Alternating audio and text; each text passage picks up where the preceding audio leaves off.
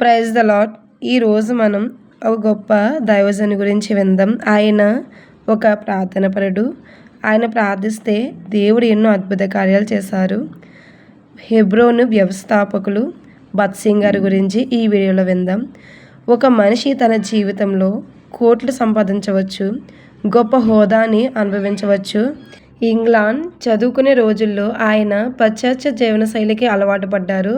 కానీ కెనడా వెళ్ళే ప్రయాణంలో ఓడలో ఉన్నప్పుడు ఒక వింతైన అనుభవం కలిగింది. తన గదిలో బైబిల్ చదువుతూ ఉన్నప్పుడు ఒక గొప్ప వెలుగును, శాంతిని ఆయన అనుభవించారు. ఆ క్షణమే ఆయన తన విలాసవంతమైన దుస్తులను, వస్తువులను వదిలివేసి పూర్తి నిరాడంబర జీవితాన్ని స్వీకరించారు. తన తండ్రి పంపిన డబ్బును కూడా తిరస్కరించి దేవుడే నా పోషకుడు అని విశ్వసించారు. ఆ కాలంలో క్రైస్తవ మతం అంటే పాశ్చాత్య దేశాల నుండి వచ్చిన పద్ధతులే ఉండేవారు. కానీ బత్సింగ్ గారు భారతీయ క్రైస్తవ్యం ఎలా ఉండాలో చూపించారు. నేలపై కూర్చోవడం, చర్చిలలో కుర్చీలకు బదులు చాపల మీద కూర్చోవడం ద్వారా అందరూ సమానమే అనే భావనను తెచ్చారు. విదేశీ నిధులపై ఆధారపడకుండా స్థానిక విశ్వాసుల కానుకలతోనే సంఘాలను నిర్మించారు. ఒకే వ్యక్తి అధికారంలో ఉండటం కంటే పెద్దల సమూహం ద్వారా సంఘాన్ని నడిపించే న్యూ టెస్టమెంట్ పద్ధతిని అమలు చేశారు. ఆయన సేవలో 2 ముఖ్యమైన ఘట్టాలు. జెహోవా షమ్మా మద్రాస్ 1941లో చెన్నైలో మొదటి కేంద్రాన్ని ప్రారంభించారు. ఇది దక్షిణ భారతదేశంలో ఆధ్యాత్మిక చైతన్యానికి నాంది పలికింది. రెండవది హెబ్రోన్, హైదరాబాద్ 1950లో దీనిని స్థాపించారు.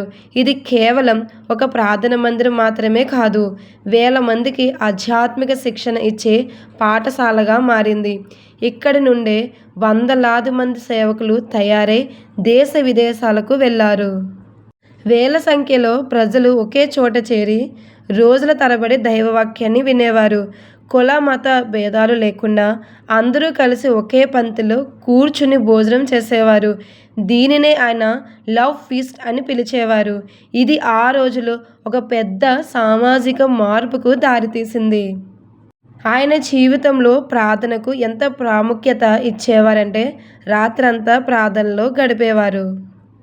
బత్సింగ్ గారు కేవలం గొప్ప వేదికల మీద మాత్రమే ప్రసంగించలేదు. ఆయన మురికివాడలోకి వెళ్ళి అక్కడి ప్రజల కాళ్ళు కడిగి వారి గాయాలకు మందులు రాసేవారు. ఒక ఉన్నత చదువులు చదివిన ఇంజనీర్ ఇలా చేయడం చూసి ప్రజలు నివ్వెరపోయేవారు.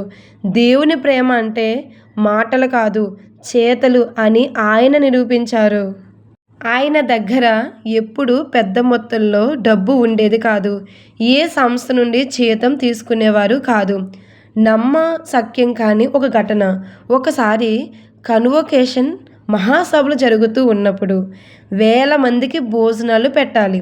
కానీ చేతిలో చిల్లి గవ్వలేదు. ఆయన మోకారిల్లి ప్రార్థన చేశారు.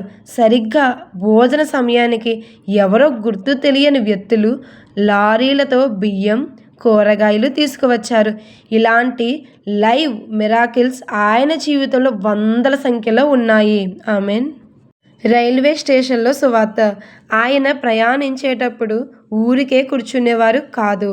రైల్వే ప్లాట్ఫారం మీద నిలబడి గంభీరమైన స్వరముతో పాటలు పాడుతూ సువార్త చెప్పేవారు. ఆయన స్వరం ఎంత శక్తివంతంగా ఉండేదంటే మైక్ లేకపోయినా వందల మందికి స్పష్టంగా వినిపించేది. తిరుగులేని జ్ఞాపక శక్తి. బత్సింగ్ గారికి బైబిల్ మొత్తం కంఠస్థం ఉండేది. ఆయన ప్రసంగం చేస్తున్నప్పుడు పేజీ నెంబర్లతో సహా రెఫరెన్స్లు చెప్పేవారు. ఏ దేశం వెళ్ళినా, ఏ ఊరు వెళ్ళినా అక్కడి వ్యక్తుల పేర్లను, వారి కుటుంబ సమస్యలను గుర్తుపెట్టుకుని మరీ పేరు పేరున ప్రార్థన చేసేవారు. ఇది ప్రజలను ఆయనకు ఎంతో దగ్గర చేసింది. చివరి వరకు పోరాటం.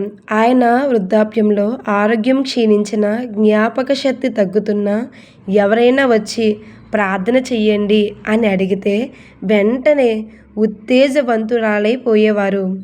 చనిపోయే కొద్ది రోజుల ముందు వరకు కూడా ఆయన మోకాళ్ళ మీద నిలబడి ప్రార్థన చేసేవారంటే ఆయన దైవభక్తి ఎంతటిదో అర్థం చేసుకోవచ్చు. సెప్టెంబర్ 17, 2000 ఆ రోజు లక్షలాది కళ్ళు కన్నీరు పెట్టాయి. ఒక మనిషి చనిపోతే ఇంతమంది తరలి రావడమా అని లోకం ఆశ్చర్యపోయింది. ఆయన ఏ ఆస్తిని వెనకేసుకోలేదు, కానీ లక్షలాది మంది ఆత్మలను దైవ మార్గంలో నడిపించారు. ఆయన భౌతికంగా మన మధ్య లేకపోయినా ఆయన నేర్పిన నిరాడంబరత, ఆయన నిలిపిన హెబ్రోన్ ప్రార్థన మందిరాలు నేటికి దేవుని మహిమను చాటి చెబుతున్నాయి. భగత్ సింగ్ గారు కేవలం ఒక వ్యక్తి కాదు, అదొక నిత్యం వెలిగే ఆధ్యాత్మిక జ్యోతి. సెలవు. దేవునికి మహిమ కలుగును గాక. ఆమేన్.